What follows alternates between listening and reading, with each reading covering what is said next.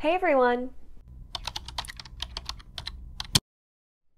Welcome back to my channel. Today we are talking about 10 books that I think will help you beat your reading slump. So I have all different types of genres. I tried to pick 10 books that I don't talk about a whole lot on my channel, so you will hopefully get a good recommendation here from this video. Before we start talking about the books though, I want to thank this video's sponsor, Nordgreen. If you've been around my channel for a while now, you know that I've worked with Nordgreen in the past, and I absolutely love working with them because of what they stand for. They are a Scandinavian watch company that specializes in beautiful, simplistic watches that they want to sell at a reasonable price, but they also wanted to become the world's most sustainable watch brand. A lot of their mission and their values as a company revolves around making sure they stay responsible and sustainable. They have set clear goals for the coming years, which include pushing for net zero by 2040 and becoming plastic neutral by 2025. So not only do they have a really awesome mission, but they make the most beautiful watches.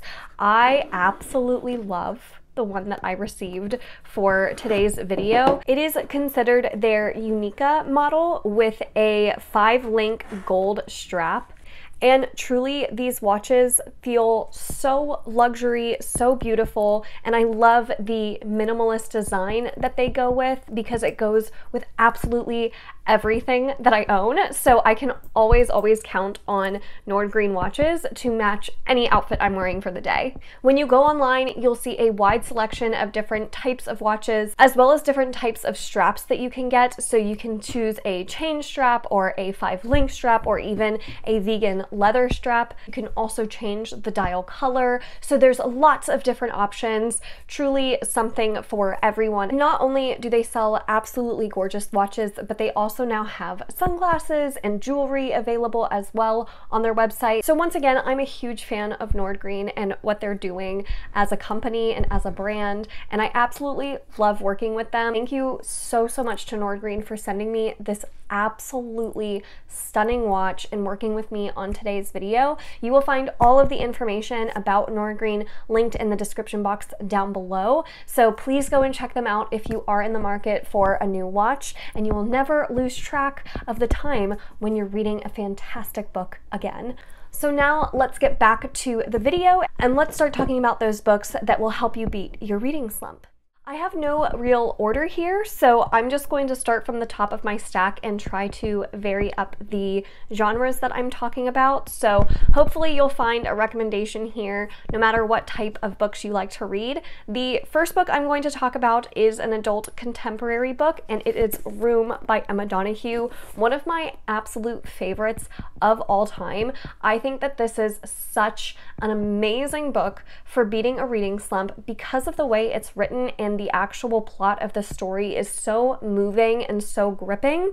If you don't know what Room is, it is about a mother and a son who are being held captive, and the mother was actually kidnapped years ago by this man and held in captivity, and so this little boy was born in this shed that they're being held in, and this is the only thing he knows of his world, is this one little room that his mother and him live in. And the story is told from the actual 5-year-old's perspective, so it's written in a really interesting way, and I thought that the choice to write from the child's perspective was such a captivating one because it's such a dark and harrowing story, and to hear it from the little boy's perspective kind of adds this innocence to the story and this sense of hopefulness to the story. So I absolutely loved this book. It's thrilling, it's hopeful, it's something where you just can't look away and you're rooting so much for this mother and son throughout this story. The next one I have is an adult sci-fi thriller,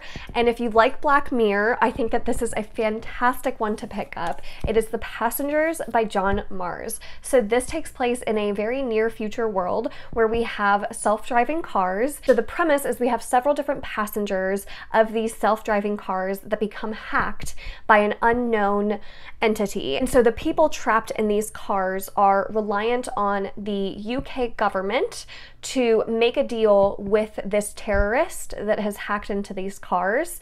And if they don't make a deal, each passenger will, one by one, be eliminated. And the way the next passenger to die is chosen is actually left up to the public who is watching all of this unfold live. So it's really, really intense from page one. The messages this book has and the themes it explores through this really, really intense plot are absolutely fascinating. At times I had to put this down and be like, oh my gosh, this is too realistic almost.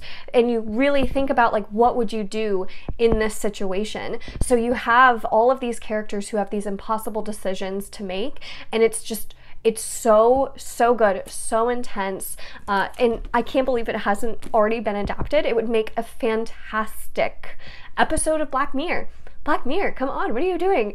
This is like right up their alley, I swear. The next one I have is an adult sci-fi, and it is one of my favorites of all time. It is Project Hail Mary by Andy Weir. This is one that I read 2 years ago at this point, and still probably tops my favorite sci-fi books of all time list.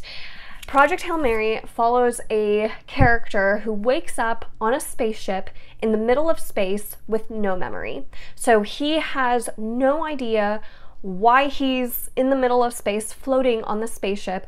All of his crew is dead, and he kind of has to piece together through a slowly returning memory why he is in this situation. And once he has the information as to why he's there, he then has to figure out how to survive. Very, very high stakes, and the way the mystery unfolds is really what kept me so gripped from the very beginning. This one drops you right in, and it doesn't let you go. And there is stuff that gets introduced in this story.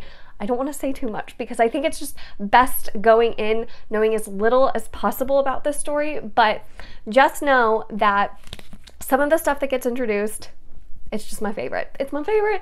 Character work is spectacular in this book. I know some people don't love this book because of some unrealistic scientific stuff that happens.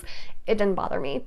I love this book, and I think if you are a plot-driven reader, you'll absolutely love it too. The next book I have to talk about is a young adult fantasy book, and that is The Young Elites by Marie Lu. This is one that I still to this day I think is so underhyped and underappreciated among the young adult fantasy books. This is one that follows a character of Adelina, who is kind of an outcast in this world, and in this world we have these kids who have these magical abilities, and her ability is really, really dark and twisted, and so she's very much feels like she's an outcast until she gets recruited into this group called the Young Elites, where she is taught how to control her magical ability, but along the way finds that even maybe in that group she doesn't totally belong.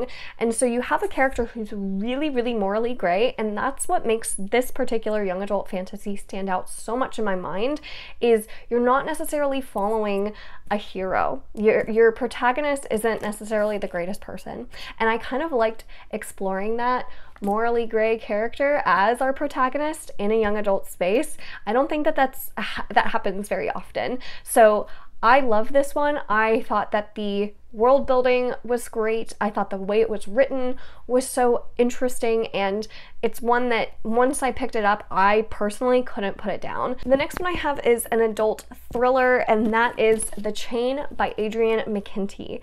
This is one that is kind of like The Passengers in that it makes you put yourself in the main character's shoes and makes you feel like you're going through these experiences with the main character. The premise behind this one is our main character has a daughter that they drop off at school one day, and the daughter ends up getting kidnapped. And our main character gets a phone call saying, "We have your daughter. We will give her back to you if you kidnap another child and do the same thing that we're doing to you." So that is the chain. Basically, you can't get your child back unless you kidnap another child. And it's so dark and twisted, but it's so compelling. I just could not put this down. I had to keep reading. And the way it's written, it just so masterfully puts you in that main character's perspective and really truly makes you think, like, what in the world would I do in this situation? So I love these kind of parenthood type thrillers where it's like, oh my gosh, what would you do for your kid? How far would you be willing to go? And like, what is the right choice? There is no right choice. So what do you do? Love that kind of stuff. So this is one that if you can handle the darker premise, it is one that I could not stop reading. So good. Another adult science fiction thriller that I have is 14 by Peter Clines. This is one that I had no expectations going in, and I picked it up because it said on the front of the book, a riveting apocalyptic mystery in the style of Lost. And I love Lost. Even though it got a little bit weird towards the end, I loved Lost in those first few seasons. So I was instantly intrigued. It says, picture Lost in an apartment building with a cast of ordinary people, some comedy, plenty of charm, and the stakes being the end of the world. And you'd come close to capturing what makes 14 tick. I think that sells it really, really well. You are following a character who moves into this apartment building, and he starts seeing things. He starts noticing weird things about this apartment building, and he kind of teams up with the other tenants of this apartment building to figure out like, what's going on here? What are the secrets of this apartment building? And what he finds out is so beyond bizarre. Like, this book gets into the like really weird, but it starts as kind of this like quieter mystery. And I had to know, what were the answers to this weird apartment building? I could not stop reading until I figured it out. So it was told in a way that was just so easy to read, so easy to fly through the pages. It was told in a writing style that's very like short sentences, snappy dialogue. So it just kind of kept you turning the pages.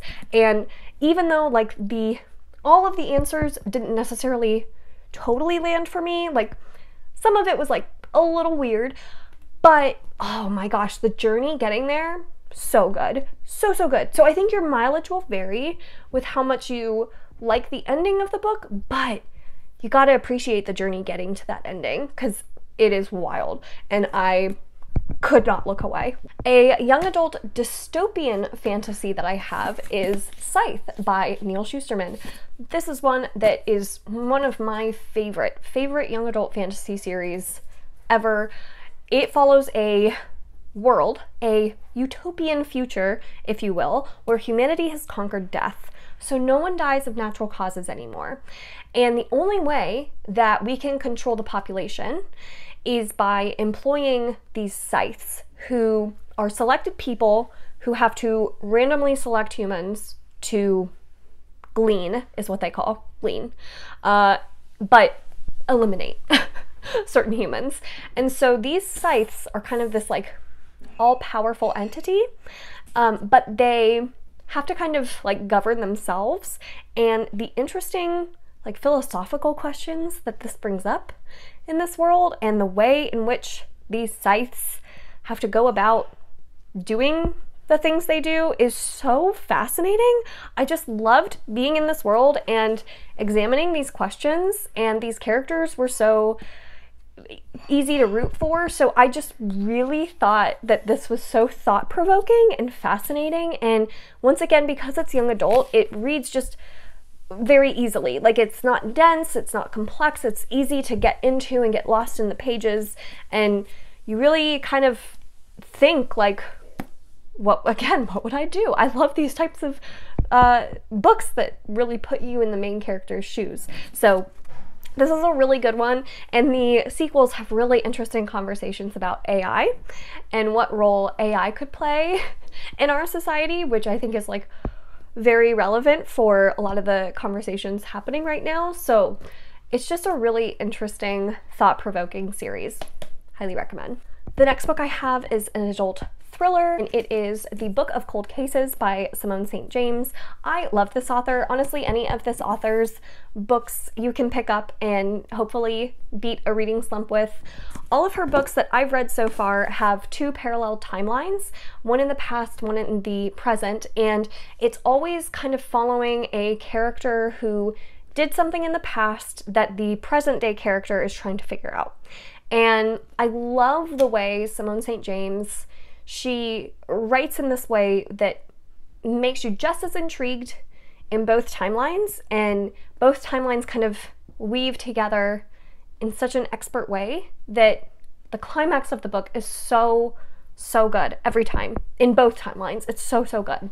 And I also really like that her books are not only thrilling, but they also have a paranormal aspect to them, which I love. So they're also kind of spooky in a lot of ways. So if you like a spooky kind of atmosphere, like eerie things happening, and you like paranormal elements in your thriller books, Simone St. James is totally the author for you. I love these types of ghost stories, and if you do too, I think you're really gonna like Simone St. James. This one is following a character who is examining cold cases. She writes on an online blog about cold cases and trying to figure them out, and basically gets the opportunity to interview this person who was accused of this pretty heinous murder. Once she has the opportunity to interview this person who got away with murder, a lot of people think, she finds out things about this case, and things unfold from there. And weird stuff happens in the house she's staying at. It's so good, so creepy, love it. So if that sounds good to you, Simone St. James. I love that author. I will read anything that they write. Last two books. The next one I have is an adult contemporary book, and it is We Are Water by Wally Lamb. This was one of the very first books I read when I was getting back into reading as an adult, and I flew through this book. This is the book that kind of convinced me that I could start reading very voraciously again in my adulthood, because I had taken a break from reading for so long throughout school years, and once I picked this one up, I was like, okay, I think I'm into reading again. And I loved it for that. So this will always hold a special place in my heart. This has every content warning, trigger warning that you can imagine. So please check those triggers and content warnings before you go into this one. But if it's something that you can read, it is so good. Oh my gosh, it's so intense, and it's a family drama, and I don't want to say too much about it because I think it's best if you kind of just go in and you figure out the family dynamics. It's just so, it's like the messiest family drama that you can read about, but you just cannot stop reading, and you just learn to really understand each character, even though they're so incredibly flawed. You can always kind of like understand them. There are some characters that you will absolutely hate in this book. There are some characters that you will just feel so much for. It's really harrowing in a lot of ways, but it's so good, and it will stick with you. And the writing is just so enchanting. Like, I just could not stop reading this one. And even though it does get very dark, at the end of the day, it's also about hope and redemption and moving forward in your life despite some past traumas. So it's just, oh, it's so good. And finally, the last book I have, but certainly not the least, it is an adult thriller, and it is The Perfect Child by Lucinda Berry. Now, this is one that I will warn you, the ending is a non-ending. It kind of just stops. So if you are a reader who needs a good ending in your books, do not pick this one up. However, if you are a reader who would enjoy a book for the journey of getting to the ending and like it despite its ending, you would probably really like this. That's kind of how I am.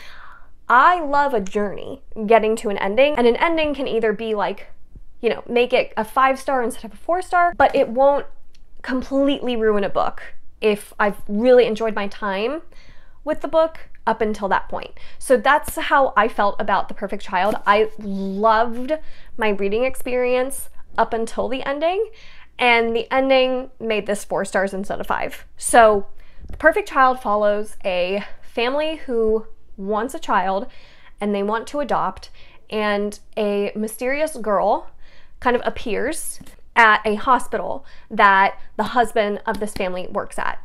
And so they decide to adopt this mysterious child who clearly came from a horrible background, because she turned up in the hospital not in good shape. And what they wish for might be more than they bargained for with this child that they decided to adopt. It gets bonkers. Oh my gosh. If you do not like stories about creepy children, don't pick this up. But if you love a good creepy kid, oh my goodness, this is like, I just could not look away. And I have kids, so I'm like, why do I like this kind of stuff? I ate this up. Oh my gosh, it was so creepy, but so good. I could not stop reading it. I couldn't. So again, if you don't mind a non-ending, this could be really, really good. But oh my gosh, you will just feel like you are losing your mind reading this book. It is so bonkers and so unhinged, and you will just like want to shake some characters, and you'll be like rooting for others, and you'll be so creeped out by others. It's so good. It's so, so good. So The Perfect Child. Oh my gosh. So those are the 10 books I have that I think would help any reader get out of a reading slump. What is a book you go to if you are finding yourself not feeling like reading? What is the book you turn to? Leave those comments down below. I would love to know. And thank you all so much for watching this video. If you enjoyed it, make sure to give it a thumbs up, subscribe if you'd like to, and I will see you all in my next one. Bye!